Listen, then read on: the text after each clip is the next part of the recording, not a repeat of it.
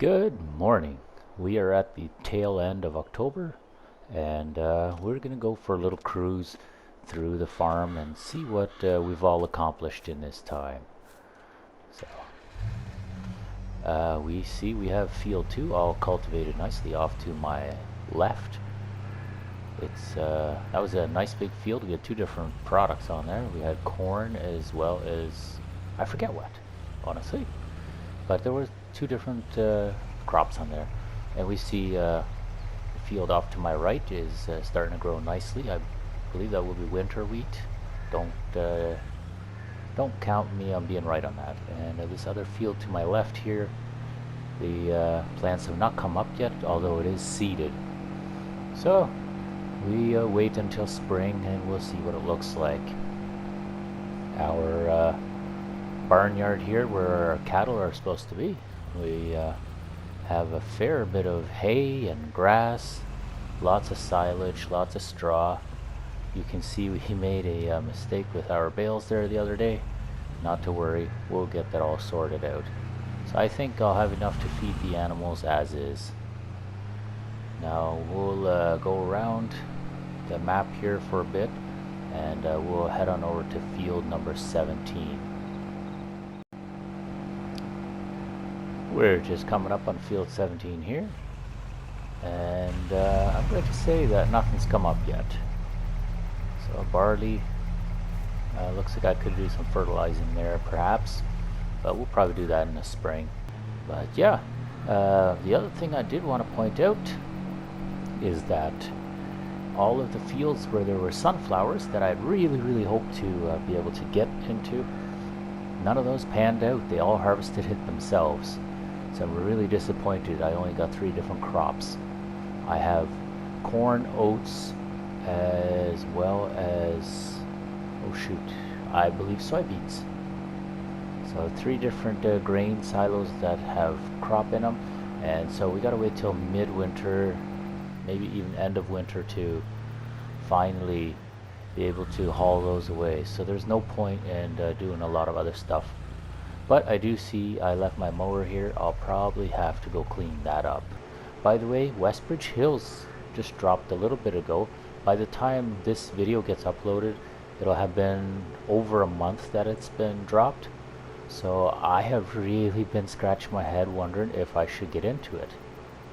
Like, we've got 2 seasons in now of this map. And you'll probably remember in Farm Sim 19, I did quite a few episodes of Westbridge Hills. So I'm curious how that map will look now. But I kind of don't want to give up this map either because of the nice big fields. You know, you actually have room to do stuff, as well as the cattle portion, which I really do enjoy. I really love that they made this map very much for cattle farmers. It means quite a bit having that all set up for me, so I don't need to invest heavily into infrastructure for it. So I think it's fair to say that we did have a good year in our field work. You can see soybeans 90,000, we have corn at 99,000, and our oats at 104,000, almost 105,000, and we got a whole slew of equipment in. We got new tractors. So this one is an original. The T6, I don't remember if that's original, but this is definitely this was used to replace the T4. That was really nice. Combine remains the same. The dump truck we adjusted to help with the gameplay, as well as the truck. And yeah, we went through a few reiterations, a few different balers we tried. That was really good. Rakes, we've definitely tried a few different types of rakes. We settled on this one. We believe this is best for our operation. And we've also sized up on our cultivator. And we have this little seeder here. We did have a planter. I don't know where it went, honestly. And then we also got this corn header, which was a really nice addition. So I don't think we need to sit around and wait for winter to come. We can just sleep it off at the house And what I want to do, and I will show you in just a second once this game finishes saving. So here we have our produce chart, and if we look, we've got oats here, and so we can see that the highest price typically happens in December. So you know, we're in October right now, we got a whole month and a bit to wait. And then we'll go down to soybeans. We see the highest prices in June, so we're not selling soybeans anytime soon. Corn as well, June looks like the highest price. So I think it's fair to say we can just skip on over to December and maybe go sell off some of those oats. We have a fair bit of oats to go. Well, I said nothing interesting happens in November, and you can see there's still some baling left to do, but I happened upon a cotton harvest, and we haven't done a cotton harvest, I don't think. So that is rather interesting, and I would kind of like to do that. That's a perfect episode right there. So why don't we do that? By the way, there's sugar beets as well for a whopping price, but you know what? I will not touch that. Absolutely not. We're going to borrow items because we don't have all the items needed. There we go. So we will, let's have us a look. We'll get into the harvester first. Okay, this is one that makes the round cotton bales. Interesting. I might even have to try using my little Ford tractor, see if I can lift one of those bales. I have no idea how heavy they are. I have a feeling it'll lead up to some hilarious results. Oh, there it is. There's our field number 10 off to my left. Very cool. So I have used the case baler just off in creative mode, or whatever you want to call it. You know, kind of minding my own business, doing my own thing type of gameplay. But I've never done it with the John Deere. So I'm curious how this is all going to work. With the case, they would auto drop, and I believe I turned on auto drop for this unit as well. So we're going to see what it looks like. It looks like I got quite far enough. I'm only using about 2/3 of the header. That's alright. We're just curious how this is going to run. In the meantime, we can check out our bale loading wagon. So operating position opens up this arm. Very cool. Okay, so I'm guessing I'll run up against the bale, and that arm is going to fold and grab the bale. Something like that.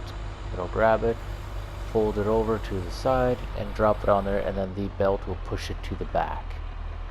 That would be my best estimation of how that works. Well, as it seems, I stepped away for a bit and let this guy do his thing, and wouldn't you know it, he dropped off the bale. So I want to at least take a look at the bale and see what it looked like. I'm kind of sure he dropped off 2 by now, because I was gone away from the screen for quite a bit. So I'm going to take a look and see what it actually looks like. I think I see one bale up ahead there. Appears to be one. But I still want to see that unit drop a bale eventually, because that is something we are all looking forward to seeing. But yeah, let's take a look at this bale in the meantime.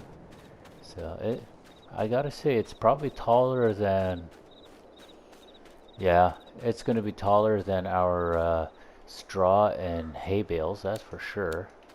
Ooh, nice and bright. Got plastic wrap around it. Obviously object too heavy, 10,000 liters, so it's a 2-ton. Interesting. Well, you know what that means. We need to try to pick it up. And as you can see, this little harvester,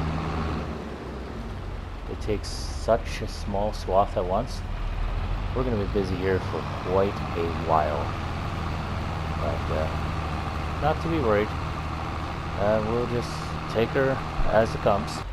For now, we'll just take this bale and see if we can load that. So this is what I'm assuming is the right way to do it. Looks like it operated fine.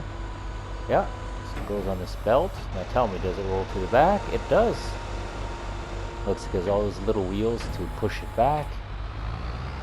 And it's ready to pick up a second one. I still want to take my little Ford and try to lift one of these. I'm sure there'll be ample opportunity, seeing as this thing harvests slower than molasses. Okay, now if he pushes it there, is that going to push both of them back? Yes, that would make sense. So it looks like this might just be a 3-bale unit here. I think we're about to see it. It looks like we are full. So let's zoom in. Let's take a look. Come on, baler. Let's see what you can do. It's got that little accumulator tailgate there. Oh yeah. He stops, or almost stops, and drops one off. And away he goes, never quite stopping. Well now, that was actually really nice. Mind you, this unit is really small, and yeah, it's going to take a while to finish this field, but I'm happy we got to see the unload process there. That was really nice. So I suppose, since we are showing the loading of the cotton bales, it's only fair that we should show how we unload. And it says the feed warehouse is somewhere here. I am not entirely sure where, so I have to kind of figure this out on my own. And I'm gonna say we drop over here, or is it back in here? We'll see in a second. Will it be right here? That would seem about right. If it's not, I guess we'll push them around until we find the proper door. Give us a chance to use the loader, I suppose.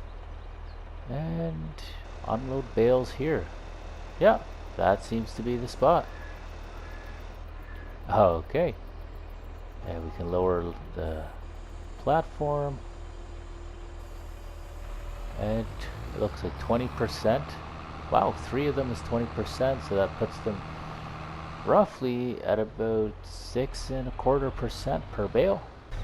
Well, speaking of shenanigans, so I figured we were going to be loading up some bales with the old Ford, and yeah, the old Ford tractor, I should say. And I was like, you know what, we should probably use the Ford pickup. Oh, excuse me, I should not be doing that. I gotta figure out which one is to lower my fifth wheel. Nope, not that, that's for sure.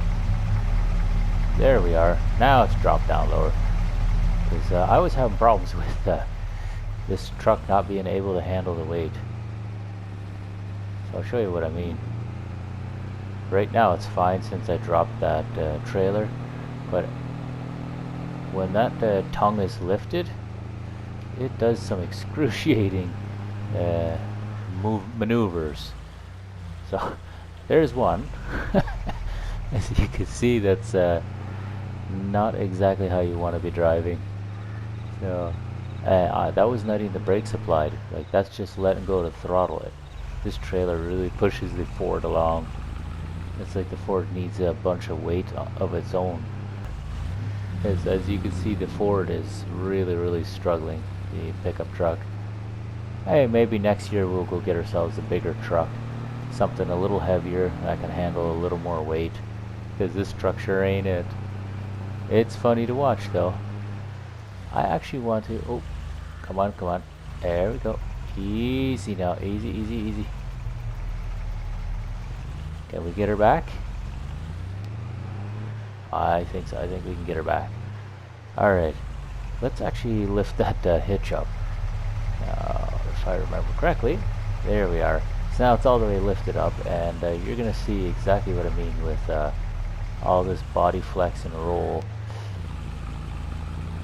So you can see it's really leaning on the driver's side there. And just little taps on the steering wheel really work it.